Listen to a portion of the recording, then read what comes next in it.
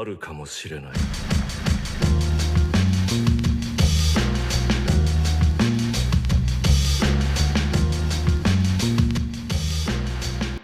So I've been a JoJo's fan for, I think, closer to a decade than I would like to admit. And because of this, I have heard a lot of things about a lot of different subjects, and most of them have been theories. And yet again, for another reason, they have been mostly about Part 8. Flashback guy go! He was probably like one of the more popular ones I've ever seen within the JoJo fandom, but I think there is a popular JoJo theory connected to every single part individually, and I think one of the major ones out of all of them has to be Jonathan Joestar himself as actually the reincarnation, or is Star Platinum himself. The origins of this theory go way back during the era of Part 3 and the Part 4 anime, where fans would connect this hyper-specific piece of dialogue that Jonathan said during Part 1 and connect it back to Star Platinum and Jotaro in Part 3. I will explain the entire theory here in a bit, but I do want to sidetrack into a different section of this video. Why is it so popular to even begin with? Well, I'll be honest, I do think it's because Part 1 and 2 get romanticized in a way. Part 1 and 2 are pretty disconnected from the other parts, at least when it comes to power system, the writing, the character involvement. They're just like the black sheep of the family. So when you get a JoJo's fan, or multiple of them, on this idea that Part 1 and 2 can connect back into the main series pretty well through Stan shenanigans, people are gonna latch onto it pretty heavily. And this isn't me making bullshit up. For a very long time after Part 3 ended, a lot of people make edits of the first JoJo opening and putting that onto where Jotaro beats Dio. JoJo fans like connection between their parts, and having something symbolizing Part 1 connecting back into Part 3 with the final battle between Dio and Jotaro, it really just adds a nice bow on top of all of it. And just to make it even sweeter, what if Star Platinum is actually the reincarnation of Jonathan Joestar, and the final blow that was dealt to Dio's body was because of Jonathan? I hope me explaining it to you guys kind of tickles your taste buds a little bit, because that's what this kind of theory does. It kind of gets you hyped and shit, because the black sheeps of the family can now kind of be a part of the Stanverse, I guess, in a sense is what I would like to explain it as. Or on the other side of that coin, having a much more meaningful connection to the Stan part of the franchise, mostly due to symbolism, because humans love that type of stuff. Now, we'll start off with the biggest piece of evidence here supporting this theory, and that is the line that was said by Jonathan within Part 1. Quote Jonathan during the final battle with Dio, "If I die, my ghost is going to haunt you." Now, on first examination, without, knowing about Stans, this is just, some classical banter within, shonen battle manga said to the villain and the hero, so on and so forth. So it's like, you don't really think about what's actually happening here when this is being said. However, within the context of Part 3 now, it starts to get a bit interesting. Trying to understand the Stan shenanigans within JoJo is a bit complex, but within the context of Part 3, it is heavily emphasized that Stans are like ghosts or spirits or psychic energy that comes from a person. So with that being said in Part 1 and what's been established in Part 3, there is honestly a solid connection to be made that, well, yeah, Star Platinum could maybe be Jonathan Joestar and vice versa. Even Araki kind of backs it up within the JoJo Veller. Quote from Araki, "It's the main character's stand, so I made it simple and combat oriented. Its design looks like a guardian spirit. The shoulder pads look kind of Fist of the North Star. The spiral pattern symbolize the ripple and the concept of infinity." I would also like to add to the whole shoulder pads part, it looks very similar to Jonathan from Part 1, just saying. So far, this theory is looking pretty solid, but we can go even deeper. This theory kind of answers the biggest question within the fandom. It's the same type of stand. Since Dio now owns Jonathan's body and has now granted it the ability to stop time, thanks to family Stan shenanigans that are pretty prevalent within JoJo's, this has now granted the reincarnation, the spirit of Jonathan Joestar that is now Star Platinum, the ability to stop time as well. It's kind of the headcanon to it, but it kind of gives a little bit of a solid answer, right? No, doesn't, because I've been lying this entire time. I'm now here to present to you, if you didn't get a clue by the editing I've been hinting throughout this entire video so far, that this is just made the fuck up.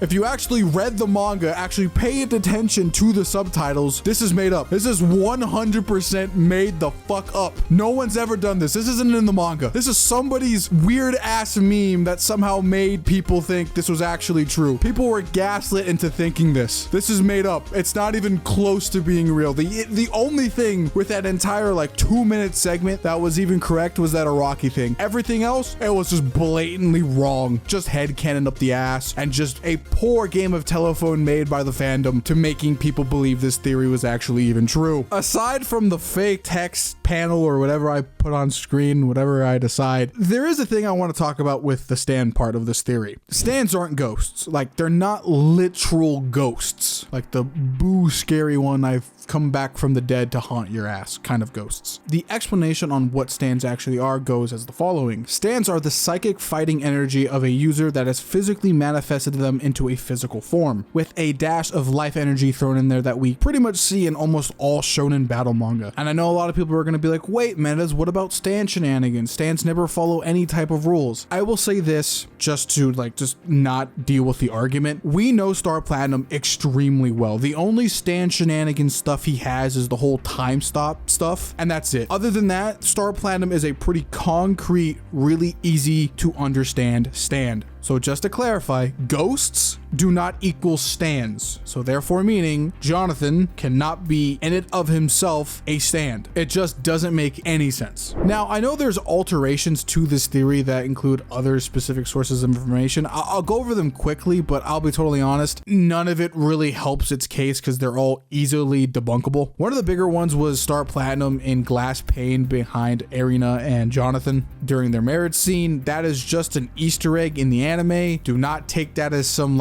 conceptual fact or something that Jonathan is Star Platinum for some reason. That's just a cool Easter egg that David Productions did for the Part 1 anime. Another one I see pretty often is early Star Platinum looking like Jonathan. I'll be honest, I can kind of see it, but I see more Dio than anything. And to be totally honest, just to talk about this point for a little bit longer, early designs for characters in JoJo get radically changed by the end of the series. To be honest, this is just a fault on Araki always being this author who is consistently evolving to a fault. So I'm not going to really take anything from a visual standpoint within the early showings of Part 3 to be a concrete fact or something, because ideas and plot lines change with time. That is especially known with Araki. So overall, looking at this theory, it's just not true. Most of the evidence is circumstantial at best, and some of it is literally built on lies. Sadly, I understand people yearn for this future where parts 1 and 2 are more solidly connected to the main series. The romanticization of it is something even I deal with. And since I do deal with it, welcome to the part of the video which I think a lot of you were probably looking forward to because you know me damn pretty well. My JoJo hyperfixation about to go crazy right now. So I'd like to start off with a writing perspective than an actual in-universe explanation. As in my opinion, I find it way more fascinating and kind of proves it a lot better because it's coming from the author's mouth. So to add a bit of context here, at the end of Part 1 Phantom Blood, Araki has this idea to eventually make JoJo's a 3-parter, ending the series off somewhere in Japan with a prototype version of Jotaro. But before we get to Part 3, Araki has to evolve and grow as an author, so he goes from Jonathan to Joseph. In every way, I do think Joseph is a massive step up from Jonathan. Jonathan is a classical Western good hero, and because of that and Araki's,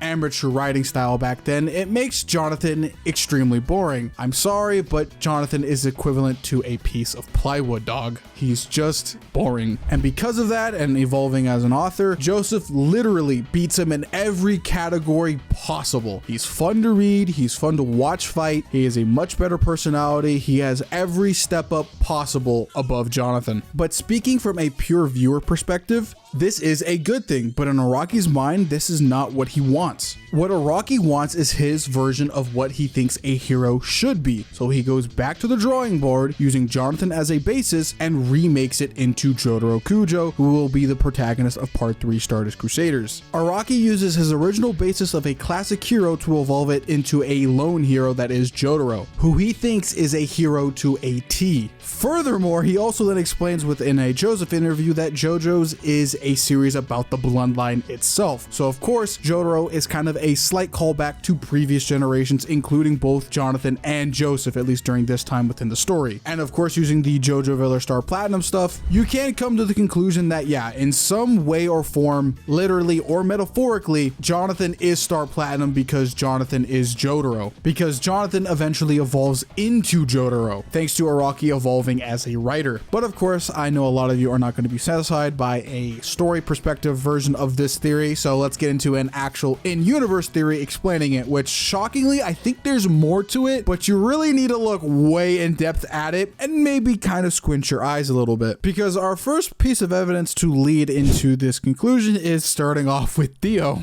which is kind of wild. Within the Jojonium interviews about Dio, there is a pretty clear idea that comes across when reading it. Dio is here not to fight Jotaro, but the bloodline destiny itself, the conglomerate of everything. The Joestars, their Hamon, their stands, their friends, and the luck they just have. Even the story itself backs this up. This isn't Araki making shit up on the fly, by the way. This is why later on in part 6, gravity and destiny become pretty integral to the plot, because this is how Dio is thinking now. He is not fighting Jotaro. Jotaro is not his arch enemy. What he is fighting is the conglomerate that is the Joestar bloodline and its destiny. And within JoJo's, destiny is supposed to be taken as a literal force within JoJo that actually exists. Therefore meaning Jonathan doesn't become Jotaro, therefore meaning Star Platinum is Jonathan. It actually just means all the Joestars, all of them, are just one single entity that just keeps on cropping up to defeat Dio every time he shows his face again. But of course this only applies to the original universe, making it a little bit special. But I'm here to prove Jonathan is Jotaro, therefore implying Jonathan is Star Platinum. And saying they're all just one giant conglomerate isn't good enough here. But thanks to symbolism and a few key things, I can clear this up. Aside from Stan family shenanigans stuff involving Hamon and the Ripple, looking back at that Jojo Veller statement with Star Platinum and Hamon, Jotaro is the symbol for being the clan leader here, always at the forefront of stopping Dio and his henchmen anytime they pop up. He's the reason why so many of these Joestars after part 3 get connected back into the plot involving Dio, because Jotaro symbolizes what Jonathan was so many years ago, the starting point into defeating Dio. Jotaro is the successor figure in the Joestars. He has symbolically taken up the mantle that Jonathan started so many years ago prior. And when you even look at the stats of it, Jotaro has been doing this longer than Jonathan was even alive, so take that as you will. Looking at all the story evidence and the in-universe evidence, you can genuinely come to the conclusion to at least some degree that Jotaro is supposed to be some type of successor figure for the Joestar clan, filling in for Jonathan, or he is the reincarnation of Jonathan, therefore meaning that Jonathan is Star Platinum. I do genuinely believe it's not out of the realm of discussion. Like, this isn't some crazy ass fan theory that relies on circumstantial evidence. There is actually a lot of evidence here from the author and in universe as well to kind of come to a satisfying conclusion or just outright proving it. I'd also like to clarify that when it comes to the second part of my theory that takes place inverse, JoJo's is a series which has a lot of supernatural phenomenon taking place. Reincarnation is not out of the question when we have literal fate and gravity being a thing that we can actually see take place in real time, lightning karate and vampires and pillarmen and stand users. So it's just like reincarnation's really not out of the realm of possibility here. Come on guys, let's be honest here. On top of that, JoJo's is a franchise that relies on the Joestar bloodline extremely heavily. I would actually be pretty shocked as a viewer if there wasn't some type of passing on the torch or reincarnation type of shenanigans happening within this franchise, because it honestly wouldn't make sense on how all of these people are heavily coordinated into beating this blonde weirdo without any fate or reincarnation shenanigans. Now when it comes to choosing what theory is the best here, I genuinely do believe the Araki one is still the best, because it's coming from Araki's mouth. He has evolved as a writer. There is a clear connection between Jonathan and Jotaro, at least metaphorically speaking. But of course you can combine both theories if you want to get a greater one, if you don't want to choose between the two. Well, that's all I have to say for this video. Like, comment, share, subscribe, follow me on Twitter, stay hydrated, and tell me if I got this theory right or wrong. Give me your ideas, your thoughts. I'd love to hear them. I think I did better than some meme ass theory from like 2012. So yeah, see you later, ladies and gentlemen.